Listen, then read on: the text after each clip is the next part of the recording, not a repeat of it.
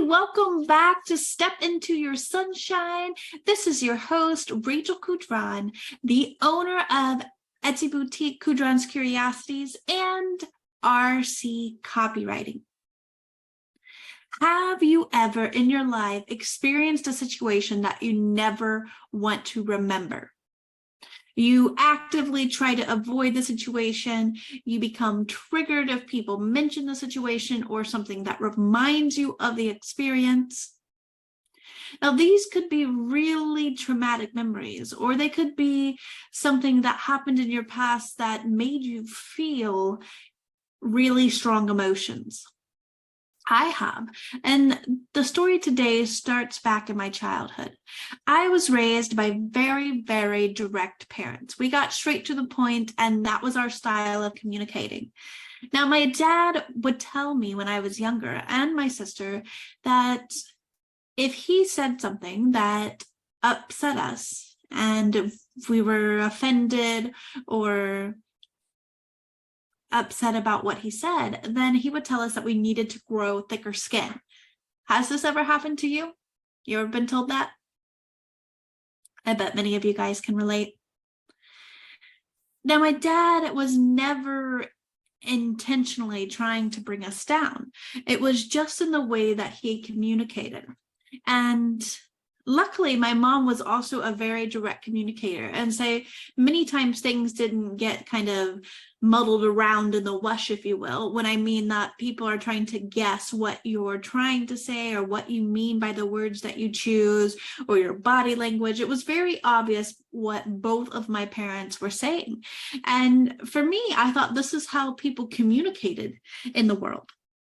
This is it. Like, you just say exactly what you mean when you mean it, and you say what you mean, and that's how people communicate.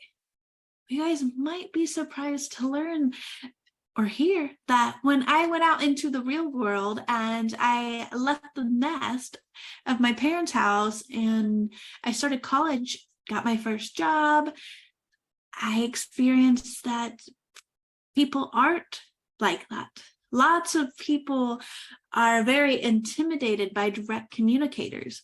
And I found myself in a situation where I didn't want to be me anymore, because I didn't understand how to communicate with people effectively, because I felt the same way my dad had felt, that if I'm upsetting you, then you must grow thicker skin. And looking back on that now, a decade later, I've done a lot of professional development to learn more about myself, my communication styles, and how to improve those. But this was my early 20s. And that time, all I knew was what I had been raised in, and that was direct communication. So I'm going to unravel the story for you guys, and let me set the premises. I worked at a boutique shop, like a retail shop. It was called Ann Taylor Loft. It was the casual version of Ann Taylor, if you guys are tuning in from the US. And a lot of teachers and professional women shopped there because they had professional attire. It wasn't too low cut. It wasn't too short. It was nice and tailored. And I started right when I went to college. And about 4 to 4.5 years in, I became a manager at the location, which was wonderful. I loved it. And yet I had to communicate with my team every day. I was the leader. I was the director of the situation. And I found that my direct communication style was problematic. And I also learned about myself that I didn't know any other ways how to communicate. And this particular story really hits home for me. One day, I had a new employee. She had worked there for a few months at the time, and she was learning how to do the register. And as the manager, I was showing her what to do. And for me, it was very, very black and white. It was like, okay, You do this, this, this, and this. You hit it in this code. You go here. You hit enter. And it was just very systematic how the process was done. And I was very direct about it. Like, you do this, not that. Do this, not that. And I thought, okay, great. I have taught her how to use the register. What I didn't know is my communication style was extremely upsetting for her. And I would learn a few days later that she went to the back and she cried. And when I learned that, I was devastated. I was torn apart. How could I have made somebody cry? I can't believe that what I said did that. And I didn't want to be that type of person. I didn't want to be that type of manager. I didn't want to be that type of leader. But I didn't know how to communicate in any other styles. When I talked to my other higher ups, they suggested I talk to her directly and see what was the problem. But I knew that that was not the right way to go about this, because it was my direct style that got me into the situation to begin with. And so I presented, if you'd like to talk to me about it, if there was situations and how it could have been changed or how I could have been more effective, please let me know. And I put it in her court, and I didn't want to be too directive with her. And she did come and speak to me, and we ended up sorting it out. But that experience stayed with me, because from that point forward, for the last 10 years, I'm always extremely conscientious about how I interact with people. Now, you may think, oh, this is a great thing. You're more conscientious about how your words are affecting individuals, which in that way is wonderful. Yes, we should all be conscientious of what we're saying, what our body language says, what our words are saying. Yet, for me, it became like a belt that kept me back. Like, kind of like, if you could visualize a belt wrapping around my stomach and my arms and keeping me in place and stopping me from being expressive. And for the last 10 years, as I've been building my business over the last 6 years, I have recognized that I go into a small panic when I need to give people feedback, or when other business owners ask me for feedback, because I remember that situation and I freeze. I become scared that I'm going to say something and the other person is going to end up in tears. I don't want that. And I had to realize that I was holding myself back because I was allowing that situation to dictate how I interacted with people and how I was perceived. Because from that moment forward, I became branded as the direct, non-caring, aggressive manager. And I took those thoughts with me into my businesses and into today. And it's only been in the last 2 years that I've really unraveled that story within myself and within my psyche and within my values and belief systems. And then I began to rewire it of how do I communicate with people? What is my intentions? What are my intentions? And I have unpacked my limiting beliefs that I've set on myself based on my own experiences. And I wondered, do you guys have a specific memory, just like at the beginning, that when you think back to it, you try to avoid it in every single way possible? And if you asked yourself, has it affected the development or the progression of your business or of your life or of your parenting? Now, moving forward, if you're finding yourself in what I would call victim mode, and what I mean by that is, why do things always happen to me? The to me method, or the to me mode. Then what I would recommend is having a little chat with yourself, discovering what are your values, what's important to you, what ways do you actually communicate, and developing those that you've been in ways that you've been told you communicate. Are you aggressive? Are you direct? Are you evasive? Are you indirect? Are you soft? And taking all of this in and deciding, who do you want to be? How do you want to be perceived? And a part to this is knowing what triggers you.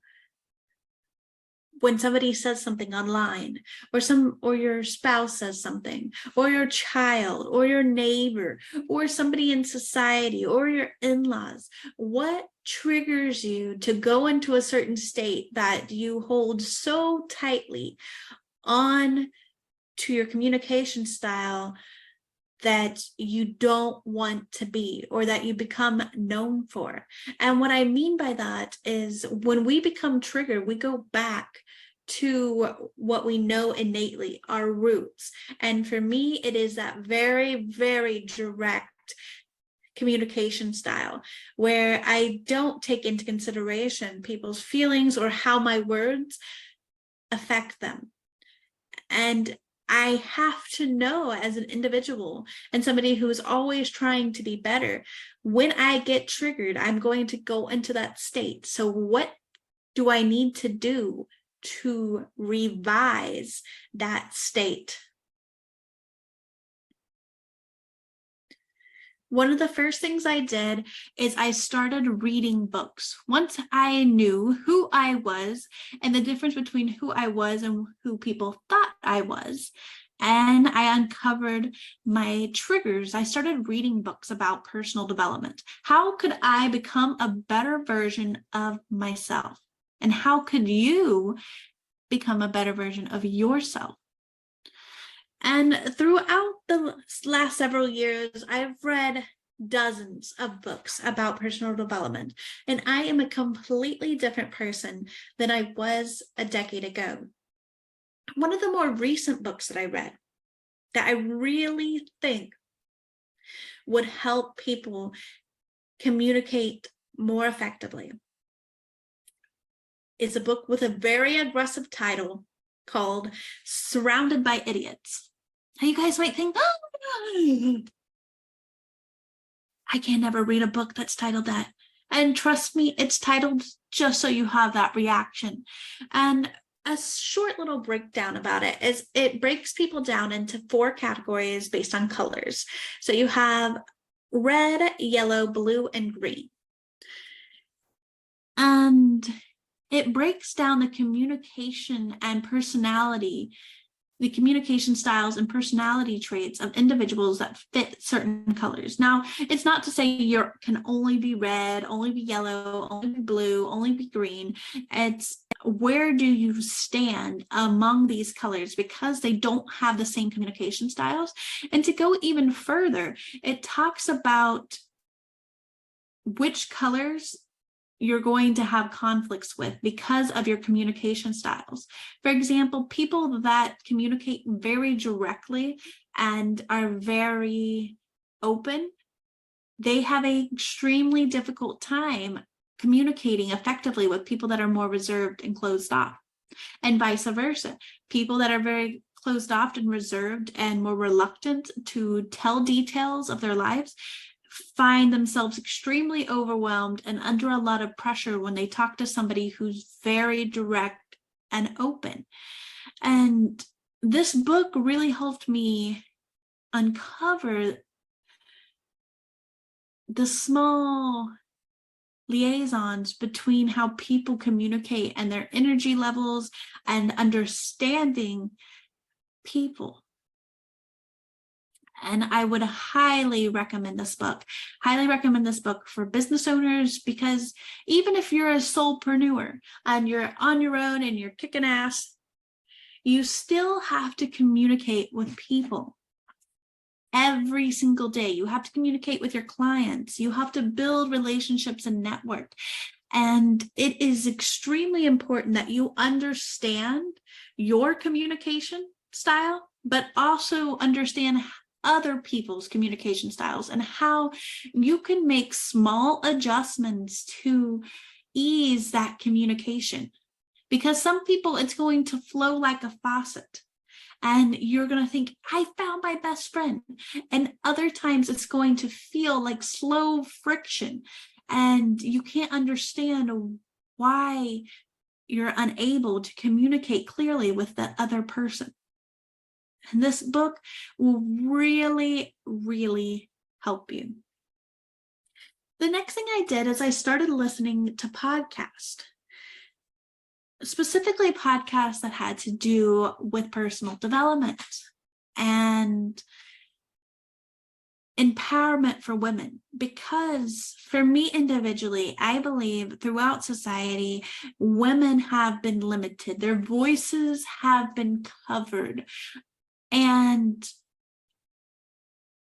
I wasn't raised with that limited covered voice. I was raised to have a very strong female voice, very powerful, opinionated, direct. And when I made the woman cry, I felt like I had to take all of that away. Like I couldn't be the powerful, direct, opinionated person anymore, because that meant I was upsetting people. So when I started listening to podcasts that were focused on empowerment for women, it was amazing for me to hear other women who had that direct, powerful, opinionated, go-getter voice, because it reminded me of who I was at my core. It reminded me to go back to my inner power. And if you're a person that feels incredibly far removed from your inner voice, then jump on a podcast just like this.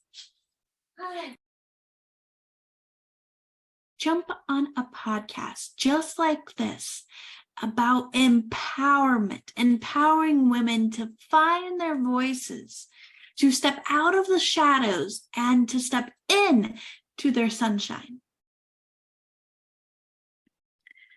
The last piece of advice I have for you is taking control and being active in your own development.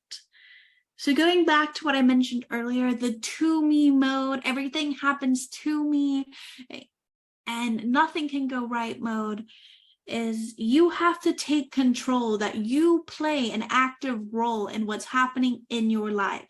You play an active role in how people perceive you. You play an active role in the situations that you find yourself in. And you have to take that ownership. You have to know that you are the only person in your life that can transform your life. You are the only person that has that power. And you must be active in your own development. If there is a piece of you that you don't like, or that you want to develop, or a skill set that you don't have, or a characteristic that you want to transform into something different, you must take an active role in changing that. You must take the control and say, I can make a difference and I can be active in my development to get me from where I am to where I want to be. We have new episodes launching on Mondays and Thursdays at 8 p.m. Central European Time, at 7 p.m. UK time, and 1 p.m. US Central Standard Time. Thank you so much for tuning in this evening, and I can't wait to talk to you all soon.